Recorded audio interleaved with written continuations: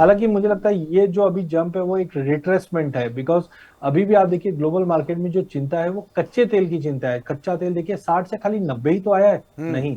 आप 60 से 90 की बात करते हो तो 50% आपकी एनर्जी कॉस्ट बढ़ चुकी है। हम्म। तो मुझे लगता है ये कहीं ना कहीं जो रिसेंट आईएमएफ के जो स्टेटमेंट्स आए हैं और जो आउटकम आया है, वहां पे ग्लोबल ग्रोथ को अच्छा खासा धक्का लगता हुआ दिखाई देगा अगर कच्चा तेल $90 के ऊपर मेंटेन रहेगा। मैं नहीं मानता कि कच्चे तेल में कोई बड़ा फॉल आएगा, क्योंकि आप देखिए जिस दिन ये लड़ाई स्टार्ट हुई तो 120 का हाई लगा, जिसका मतलब कि लड़ाई होगा, पूरा स्टेट ऑफ हॉर्मोज बंद हो जाएगा, इसके लिए 120 गया था। और वहीं जिस दिन ये सीज फायर की बात आई पिछले हफ्ते, तो हमने 22-23% का सिंगल डे में फॉल आते हुए देखा, जो $90 पे जाके रुक गया। तो मुझे लगता है कि 85 86 भी अगर आ जाए तो बहुत बड़ी बात है, क्योंकि एनर्जी इंफ्रास्ट्रक्चर पे जो हमले हुए हैं उसको समय लगेगा। और यहाँ पे हम देख रहे हैं फेड के चेयरमैन और डोनाल्ड ट्रंप के बीच में गहमागहमी फिर से बढ़ते हुए दिखाई दी। अनुज, आपको क्या लगता है कच्चा तेल चूंकि $92 के आसपास इस समय पर हम देख रहे हैं, और ओवरऑल सिनेरियो जैसे अभी अजय जी ने बताया, तो आपको क्या संभावनाएं नजर आती हैं? क्या कच्चे तेल के अंदर में वापस से हम फिसलन देखेंगे? क्योंकि ऑलरेडी 50% इस समय पर भी बाजार ऊपर है, $60 के आसपास चल रहा था, अभी $90 के आसपास बाजार है।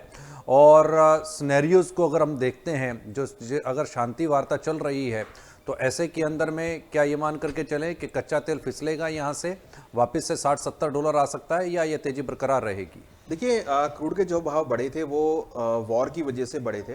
सप्लाई साइड में कोई इशू नहीं था, सप्लाई अच्छी खासी है। यूएस के जो स्टॉक प्राइस है वो काफ़ी हाई लेवल पर हैं।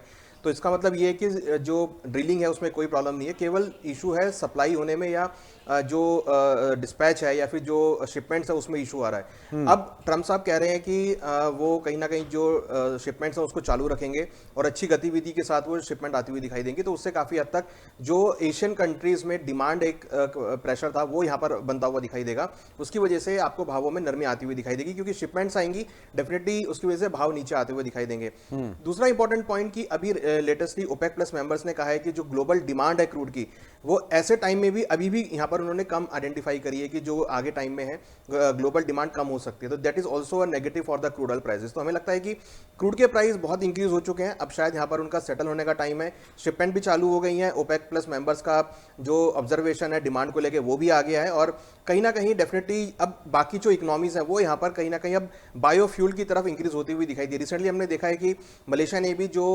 बायोफ्यूल ब्लेंडेड है वो करीबन 10 से लेकर 15% कर दिया है। काफ़ी इकोनॉमीज ने जो बायोफ्यूल ब्लेंडिंग है वो भी इंक्रीज किया है। तो कहीं ना कहीं क्रूड की जो निर्भरता है वो यहाँ पर कम होती हुई दिख रही है। तो मुझे लगता है कि आगे चलकर क्रूड के भावों में आपको नरमी देखने को मिलेगी।